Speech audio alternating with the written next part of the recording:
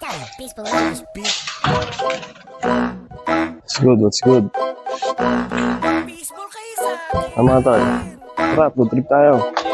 Alam ko na, gulat kayo, ba't ako nandito? Wala lang, gusto ko lang mag-baseball na prenito. Kahit bakla to, boy, kalbo o merong buhok, mapabata, matanda, mabango o merong puto, may ngipin o wala, mayaman maskido ka, pwede mong kainin dahil di nakakasawa. Sakto to kapag gutom, lalo na pag honeymoon, bago bumaon, baseball sa akin yan. BF mo na babaero, pag natikman niya to, sigurado magbabago, baseball sa akin yan. Lika sa akin sumabay, manood ka lang, problema mo matatangay, baseball sa akin yan. GF mo laging may toyo, ipatikin mo to, siya ay magiging kalmado, baseball sa akin yan. Kahit na anong problema, ay deadma, kasi nga baseball kayo sa akin. Kalimutan na ang drama, sumama, sabay-sabay, baseball sila sa atin. Baseball kayo sa akin, baseball kayo sa akin. Baseball kayo sa akin, baseball kayo sa akin. Baseball kayo sa akin, baseball kayo sa akin. Baseball kayo sa akin, baseball kayo sa akin. Aga mong naniningil, tapos yung may utang pa sa'yo ang mas gigil. Baseball sa akin yan, teka pare wag gigil. Nasa sayawan ka pero ba't pumipisel? Baseball sa akin yan, hilig uminom kahit walang ambag, tapos sa pulutan pa yung mata niya nakaabang. Daming kontak na babae, iba pre, kaso iba din naman dadali. Tagal mo na single o baka naman hilig mo sa relasyon na walang label. Sad boy siya sa mga post, pero gabi-gabi iba-iba kasamang host. Baseball sa akin yan, ikaw lang yung jobless. Nakita-kita sa Facebook nakataples. Akala ko bayani kasi ikay Andres. Nung tinanong ko siya, ang sabi niya lang I'm blessed. Tropa mong hilig 150 ng libre, kasi gabi-gabi na merong suki. Eskanita sa palengke with Becky, palag-palag na kahit medyo dirty. Baseball sa akin yan, kahit na anong problema ay dead na, kasi nga baseball kayo sa akin. Yun, so nandito sa isa sa mga lagi kong pinupunta na restaurant. So, nandito tayo sa Al Habib. Kasama natin si RJ. F10 muna tayo mga tol. Ayun, so hintay lang natin yung order natin. So, umorder tayo ng ampalaya, beef curry, saka ate ayam yung order ko last time. So, yan. Tignan natin ulit. Amazing!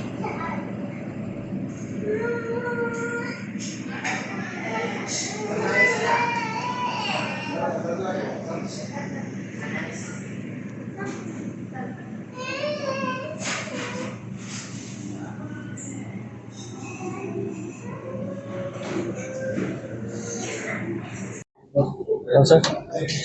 Terima kasih. Okay, so tayo. Tayo na lang natin yung mga orders natin. Excuse. Okay. So, yun. May ano tayo. May free soup tayo mga tol. Okay. So, masarap yung soup nila dito. Right? Tignan natin.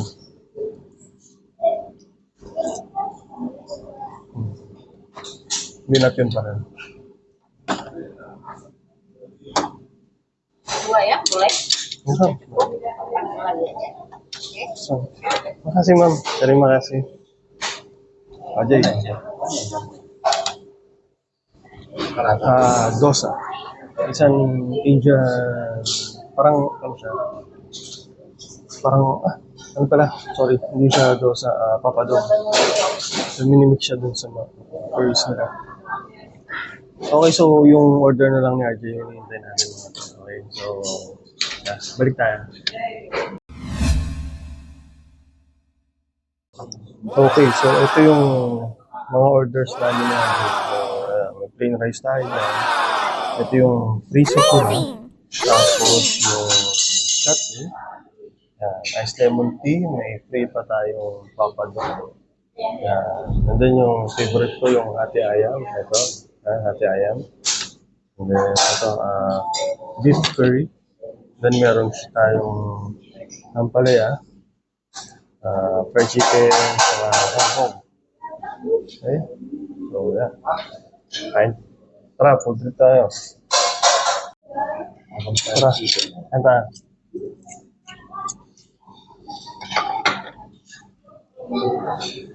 So, umpisahan natin sa beef curry. Kuha lang dito, Jay. Yan. So, yung beef curry, merong kahalong chutney. Masarap to, Jay. Masarap yung chutney nila dito. Okay, yan natin.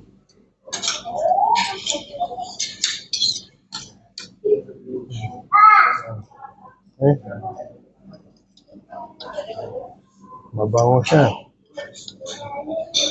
Amoy na amoy mo yung chilies, yung mga spices. And then, mm. Mm.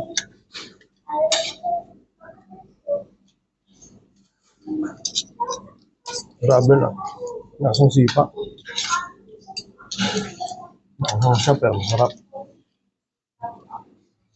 Lambot ng beef. Tsaka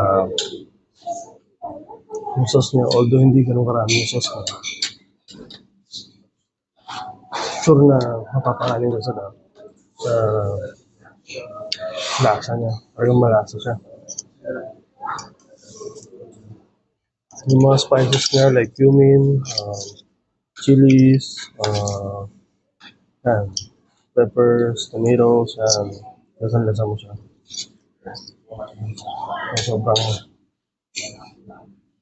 Sobrang binabalag talaga ako ito talaga.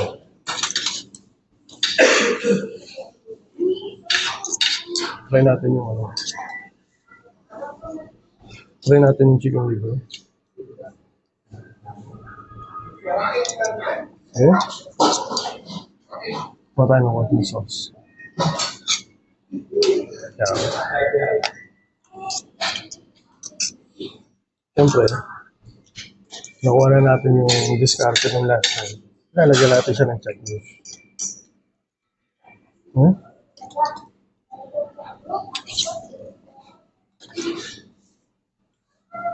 So, tara.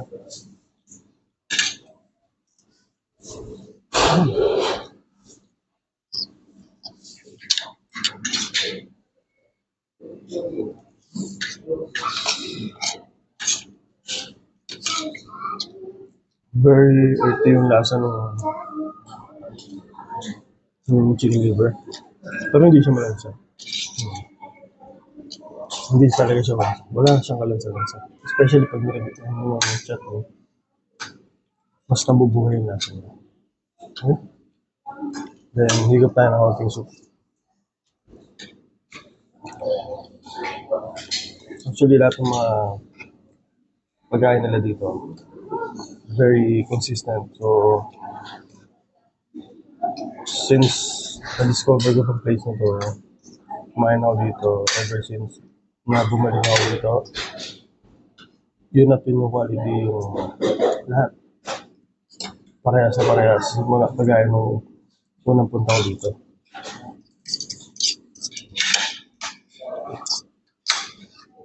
Pa tayo.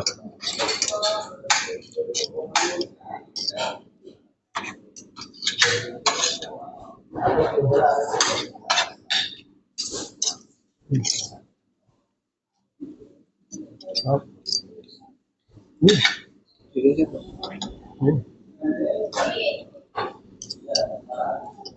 Try natin yung ampalaya.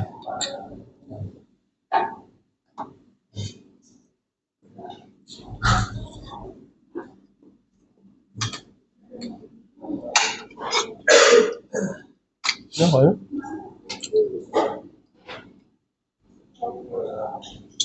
So, yeah. Kalasa ng ganyan sa ampalaya natin sa Pinas. So, gano'n na siya. Pero ito talaga. Ito yung lagi kong order dito.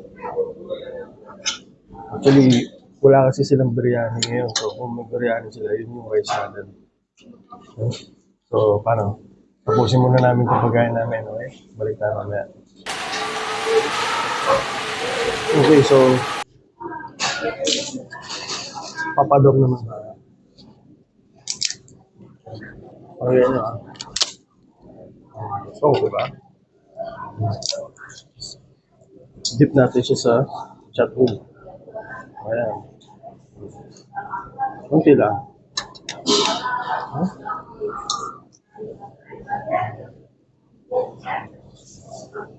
Suabe. Suabe.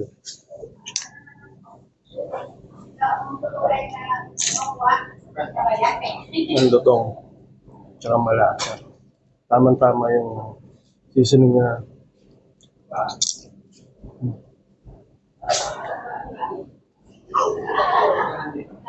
So, kung nasa Pinas kayo, kung alam niyo yung chips, yung chichirya na gray, parang gano'n. Shoutout. Baka naman. So, joke lang. Masik.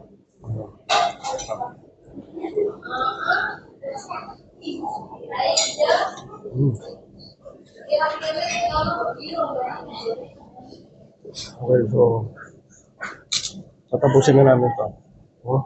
Then, balik tayo mamaya. Yun! Tapos na tayo kumain. O, ayan. Ayan, restaurant Al-Habib. Okay. Yan. So, yan. Punta lang kayo dito. Restaurant Al-Habib. So, nasa kahabaan niya ng Tutong. Okay? Yun. So, natapos na naman ang food trip natin. Hanggang sa susunod na vlog ulit, mga tol. Peace. Gotta be peaceful in this beat. Peaceful kayo sa akin. Alam ko na, gulat kayo, ba't ako nandito? Wala lang, gusto ko lang mag-peaceful na prenito. Kahit bakla to boy, kalbo o merong buhok, mapabata, matanda, mabango o merong puto, may ngipin o wala, mayaman maskido ka, pwede mong kainin dahil di nakakasawa. Sakto to kapag gutom, lalo na pag honeymoon, bago bumaon, peaceful sa akin yan. BF mo na babaero, pag natikman niya to, sigurado magbabago, peaceful sa akin yan. Di ka sa akin sumabay, manood ka lang, problema mo matatangay, peaceful sa akin yan. GF mo laging may toyo, ipatikim mo to, siya ay magiging kalmado, peaceful sa akin yan. Kahit na anong problema ay deadma, kasi nga peaceful kayo sa akin. Kalimutan na ang drama, sumama sabay-sabay, peaceful sila sa atin. Peaceful kayo sa akin, peaceful kayo sa akin. Peaceful kayo sa akin, peaceful kayo sa akin. Peaceful kayo sa akin, peaceful kayo sa akin. Peaceful kayo sa akin, peaceful kayo sa akin. Aga mong naniningil, tapos yung may utang pa sa'yo ang mas